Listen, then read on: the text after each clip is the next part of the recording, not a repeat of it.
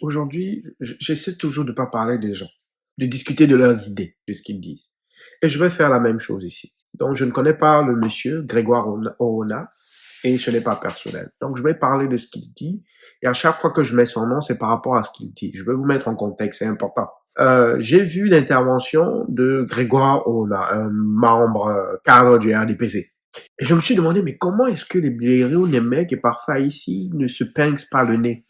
Parce qu'à la quantité de merde qu'ils pondaient, j'ai été surpris qu'ils ont pu toffer, ils ont pu rester tout l'entretien sans vouloir se pincer le nez. Quoique, euh, Blaireau, si vous regardez bien la vidéo, on le voit qu'il est pas loin de craquer. Donc, on va d'abord regarder la vidéo, puis on en parlera ensemble dans quelques instants. Du haut de ses 92 ans ne peut pas, ne saurait aller à une élection pour perdre. Ça, quand je le dis, c'est parce que je sais que le RDPC est fort, est suffisamment formé. Alors, pour répondre vraiment à votre question, je vais vous dire ce qui peut faire peur au président Biya et au RDPC et qui ne peut pas se réaliser, c'est de voir que l'opposition, toute l'opposition nous présente un candidat. Là, je vous assure, parfait ici. Moi-même, je vais réfléchir, et puis je vais prendre d'autres dispositions. Donc, je voudrais que vous compreniez que si l'opposition aujourd'hui, pas quelques partis qui sont allés se réunir à Fumban le week-end, si toute l'opposition, si vous avez Kamto par exemple, vous avez Belobouba, vous avez Kabra Libi, vous avez Joshua aussi, vous avez Tamon Damjoya, vous avez Akeremouna, vous avez, quand vous réunissez tous ces gens-là, et que ces gens-là vraiment sortir d'une concertation sérieuse, constructive, ils vous sortent un candidat, qu'ils disent que le 12 octobre, Paul Biya sera opposé à un seul candidat qui représente toutes les forces de l'opposition. Je vous assure qu'il y aura élection au Cameroun. Et là, croyez-moi, le président Biya va réfléchir et ses équipes par 2 fois avant de s'organiser. La seule chose qui est intéressante sur cette analyse, à part le fait qu'elle pue la merde, elle m'a permis de me rendre compte d'une chose, qui est une étape en général cruciale dans les régimes qui dépérissent. C'est que le système a activé des gens comme Grégoire Orona. Et ce sont des gens que je décris tous les jours et que je vomis. Parce que c'est des gens à qui on ne peut pas faire confiance, qui n'ont aucune intégrité et qui ont une moralité corrompue. Mais vous voyez, ce monsieur vient à la télé et nous donne l'impression tous les jours d'être modéré. Il critique un peu le RDPC ici, donne un peu raison à l'opposition là-bas. Et le jour J où c'est important, ils disparaissent. Là, on vient de l'activer. On vient de l'activer. On vient de lui dire que ton discours qui semble modéré là, c'est assez, c'est fini. C'est fini. Mais vu que ce sont des individus qui n'ont pas d'âme, ils n'ont aucune âme, aucune dignité, aucun sens moral. Ils sont moralement et humainement corrompus. Et surtout, ils n'ont aucun amour pour le peuple camerounais. Ça, il faut le dire. C'est des gens qui n'ont aucun amour pour le peuple camerounais. Ils ne pensent qu'à eux, même au-delà de leur famille. Je vous le dis, ils sont prêts à vendre leur famille. Ils ne pensent qu'à eux. Donc lui, il vient nous présenter l'excuse derrière laquelle le RDPC va se cacher, comme il s'est caché à l'élection 2018, pour voler la présidence au Cameroun, pour voler la liberté des Camerounais et nous garder dans cette prison assez ouverte dans laquelle le système RDPC nous maintient. Il vient là nous dire que si l'opposition ne donne pas un candidat, pas deux, un candidat unique, il n'y a pas d'élection. Il a dit, il n'y a pas d'élection. Ce n'est pas un lapsus. Il n'y a pas d'élection. Donc ça veut dire pour lui, la victoire du RDPC est évidente. Jusqu'à, il démontre même la profondeur de son ignorance et de sa bêtise en parlant des États-Unis. Ignorant qu'aux États-Unis, il y a plusieurs candidats à chaque élection américaine. Il n'y a pas juste le Parti républicain, il n'y a pas juste le Parti démocrate, il y a ces candidats qu'on qualifie d'indépendants. Vous voyez les indigènes. Moi, ça me choque toujours quand je vois des indigènes à la télé. Toujours. Les Onangini, ce sont des indigènes. Ce sont des indigènes. Il n'y a aucun d'entre eux qui est un individu moderne. Ce sont des indigènes. Tout ce qu'ils disent, c'est ce que des indigènes diraient. Des gens qui, pour la première fois, voient un avion ou une bouteille de coca. Ce sont des indigènes. Je vais être très virulent sur cet épisode. Vous allez l'écouter jusqu'à la fin. C'est très important parce que je vais vous décrire, en fait, la stratégie qui a été mise en place. Je vous le dis, si vous regardez mes anciennes vidéos, beaucoup de choses qui sont mises en place, je les ai approchées. Ces gens, mais ils détestent le Cameroun. Comment on peut détester son propre peuple comme ça? C'est incroyable. C'est incroyable. Mais ce que vous devez savoir, peuple camerounais, ils ne poussent pas ce point-là bêtement. Ce, ce, oh, l'opposition, l'union de l'opposition, c'est pas la première fois qu'ils le font. Mais là, c'est encore plus intéressant. Ils ne poussent pas ce point bêtement. Ce qu'ils veulent, c'est conditionner votre subconscient et vos esprits à l'idée que sans une coalition générale, sans un candidat unique de l'opposition, le RDPC aura gagné. Et la victoire du RDPC, par conséquent, ils pourront ainsi la justifier, leur victoire, leur vol, par un score faible, issu, évidemment, on le sait qu'ils vont manipuler les votes, mais ça va leur permettre de s'appuyer derrière l'opposition camerounaise n'est pas unie, ça a créé de l'abstention, les voix ont été divisées entre autant d'opposants. Tout ça là, ils préparent cette excuse-là en ramenant le sujet du candidat unique.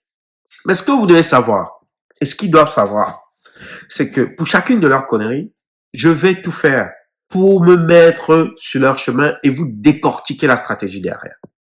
Tout ce qui est à mon pouvoir. Je n'ai pas 100% raison, mais je vais faire de mon mieux, ne serait-ce que pour vous faire réfléchir. C'est très important. C'est très important. Alors, pour que cette stratégie-là de candidat unique ou d'abstention fonctionne, il y a 3 paramètres à mettre en place. Et vous allez voir, 3 paramètres à mettre en place. Premièrement, il faut la sélection d'un parti d'opposition, d'une liste de partis d'opposition moralement corrompus qui mènent, même si on pouvait les unir tous, ils n'auraient pas pu battre le score de Maurice Kamto. Je dis, tous les 11 personnes là qui sont là, je dis unis, ils ne peuvent pas faire le score de Maurice Kamto. C'est pas possible. Et je parie ce que vous voulez. Ils ne peuvent pas unis faire le score de Maurice Kamto. On a juste à voir le mouvement populaire que chacun de ces partis soulève. Le SDF est absent. Vous imaginez que le SDF, on ne parle nulle part de Joshua aussi. Je dis, nulle part. Je ne vois nulle part un mouvement où on parle de Joshua aussi. Le SDF existe. Mais pour parler du PCRN, il faut même se forcer. C'est seulement on parle du PCRN seulement quand on parle de connivence avec le régime. Mais est-ce que vous vous rendez compte?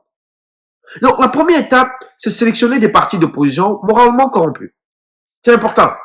La deuxième étape, c'est l'infiltration d'éléments moralement corrompus du système RDPC, comme Cabral Libri, Joshua aussi, dans l'opposition, afin de s'assurer qu'il soit impossible d'avoir un candidat unique dans l'opposition. Mais sauf que, vu que Cabral et Joshua aussi sont des opportunistes corrompus, avides de pouvoir et d'argent, le système lui-même ne leur fait pas confiance. Et le système ne leur fait pas confiance, alors, parce qu'ils savent que ces deux derniers-là, ils peuvent se retourner et s'allier et poignarder le RDPC dans le dos. Alors, ce que le RDPC fait, c'est qu'ils se prennent une police d'assurance pour s'assurer qu'il n'y ait pas de candidat unique. Et leur police d'assurance, c'est Bello Bouba Malgari et Issa Tumoroma Bakari.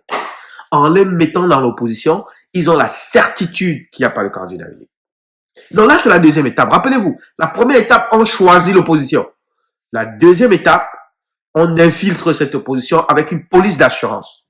Parce que si Bello Bouba Malgari et Issa Tumoroma Bakari ne sont pas la police d'assurance du RDPC, sachant qu'ils ont fait plus de 20 ans dans le régime, à occuper divers postes, à toucher tel marché, tous ces gens-là, les deux là, ils sont milliardaires, leur fortune vient. Donc, le RDPC les prend comme une police d'assurance. Parce qu'en plus, pensez-y bien même en fait, pensez-y bien, qui depuis que le RDPC existe, et même à l'époque de l'UNC, qui, depuis que ces partis-là existent, a pu trahir l'un de ces partis au point de risquer sa destruction et est encore libre ou vivant pour en parler, jusqu'à participer aux élections. Qui? Je dis dans l'histoire du RDPC. Qui a pu trahir ce parti est devant vous et parle encore de ça? Qui? Dites-moi. Au point de risquer la destruction du parti. Moi, j'ai jamais vu. Donc, si vous en connaissez un, il faut me faire signe. Au point où il participe aux élections présidentielles, il faut me faire signe. La troisième étape, qui était la plus cruciale, c'est l'élimination de la candidature de Maurice Kamto. Cette étape-là, en fait, était primordiale dans le plan. C'était la condition sine qua non. Car Maurice Kamto est la seule personne capable de battre le RDPC aux yeux. Et je dis bien, même si on met les 12 autres membres, on leur ajoute même le RDPC. J'ai dit, disons qu'il y a une coalition RDPC et les 12 autres partis. Bon, les 11 autres, parce que dans le 12, il y a il dit les 12 là. L'élection, c'est les 12 contre Maurice Kamto. Maurice Kamto les bat. Maurice Kamto les bat. Alors, Grégoire Ona vient et nous dit que sans candidat unique, l'opposition, ben, il n'y a pas d'élection. Mais il sait très bien que ni Bello Bouba Malgari, ni Issa Chiroma Bakari, je le répète, ne peuvent s'associer à un projet de candidat unique parce que ce sont des torpilles du RDPC dans l'opposition. C'est la police d'assurance du RDPC pour éviter toute union de l'opposition. Mais ensuite, pour poser les fausses bases qui justifieront la victoire du RDPC, il nous explique que oui, vraiment, Bello Bouba Malgari accapare, selon lui, une grande partie du vote dans le nord, dans sa région. En plus de celle de Issa Chiroma. Donc, on parle souvent de Kamto, mais ces deux-là, vraiment, c'est un poids politique important dans la région du nord. Et que, bon, voilà, cette division-là, ce manque d'union dans l'opposition va créer, finalement, ben, l'abstention de potentiel, va créer, en fait, la division du vote. Et en plus, si on ajoute l'abstention de potentiel électeur pro-Kamto dû à son élimination, ben voilà, c'est évident, le RDPC gagne. Vous voyez les sorciers, vous voyez la sorcellerie, c'est des sorciers. Vous voyez des gens comme ça, avec le cœur noir, sans cœur, à trafiquer la vie des Camerounais. Le cœur sale, les chippeaux du diable. Ces gens sont, mais le pire même, c'est qu'il a tort. Parce que son analyse, il vient là avec une analyse qui se base sur ces deux éléments-là, les années 2011 et 90. Parce que si le RDPC active l'option d'infiltration en urgence, parce que c'était une urgence, s'ils font infiltrer Bello Bouba et Issa Chiroma en urgence dans l'opposition, c'est parce que le RDPC même anticipe une abstention massive au sein des militants du RDPC. Ils savent que Bello Bouba Malgari et Issa Chiroma ont perdu leur poids politique dans leur région. Ils le savent. Ils savent surtout qu'il ne fait plus bon pour les Camerounais de s'afficher, pour la majorité des Camerounais, de s'afficher comme partisans du RDPC dans leur communauté, à moins qu'on soit dans une communauté vendue au RDPC comme celle du Sud, du Centre. Mais combien de rassemblements du RDPC vous avez vu, majeurs, ou des citoyens militants, je dis militants, qui ont une carte, pas les gens qu'on paye au pain sardine là pour venir se pointer. Combien de manifestations du RDPC vous avez vu au Cameroun en ce moment? Combien? Je ne vous parle pas des petites réunions avec 50 personnes, 100 personnes, et des gens qu'on a payés là. Combien? Donc, si la stratégie d'infiltration qui par le passé était graduelle, parce qu'avant, quand Paul Biya était encore là, c'était graduel cette infiltration-là. Il créait ses partis d'opposition. Là, on l'a fait en urgence. Ça là, c'est la certitude. C'est la preuve que le RDPC même, quand ils ont regardé les données, et les mots, le retour de leur bureau, ils ont la certitude qu'ils vont perdre les élections aux jeunes. Ils ont la certitude. Donc les gens comme les Grégoire Ona ont été activés. Et vous les verrez de plus en plus. Vous allez voir de plus en plus de communicants du RDPC venir pousser cette idée-là de candidature unique de l'opposition comme condition de la défaite du RDPC. Mais regardez même la tête de Blaireau Niébek. Regardez son visage. Il a l'air dégoûté. Il a envie de vomir face à de tels sorciers. Il a envie de vomir, ça se voit. Mais si vous êtes tant sûr de gagner, si l'opposition ne se réunit pas, mais alors, vu que la multitude de candidatures dans l'opposition favorise le RDPC, laissez donc Maurice Kamto participer aux élections présidentielles, publier la fichier électoral national. Vous êtes sûr, non? Ils ne peuvent pas s'unir. Mettez même la condition qu'ils ne s'unissent pas. Je dis aux élections, là, mettez la condition que c'est interdit qu'ils s'unissent. Laissez Kamto participer. On va voir. Mais surtout, je tiens à dire à ces gens qui défendent le RDPC, et à partir d'aujourd'hui, je ne vous appelle plus Camerounais. Je tiens à dire à ces gens qui défendent le RDPC, le camp d'en face, vous allez être reconnus par l'histoire. Vous allez être reconnus par l'histoire comme les outils du RDPC, cette petite main du système machiavélique utilisée pour asservir, martyriser, tuer les Camerounais. Ces gens vont venir après nous expliquer, nous dire, ouais, vraiment, pardon. Ils diront qu'ils n'avaient pas le choix, que nous, vraiment, on est désolé, on n'avait pas le choix, vraiment, on était forcés. chaque personne qui défend le système RDPC a le choix. Je dis bien, chaque personne qui défend le système RDPC a le choix. Il y a des gens qui sont membres du RDPC parce que, voilà, il y a une obligation d'affaires. Donc, ils vont se taire. Ils ne vont rien dire. Ils ont leur carte parce qu'ils ont besoin d'avancer leur marché et autres. Mais tous ceux qui défendent activement le RDPC, ils ont le choix. C'est un choix de défendre un système criminel. C'est un choix. Et ça fait de vous un complice. Si le système tue, vous avez le sang sur les mains.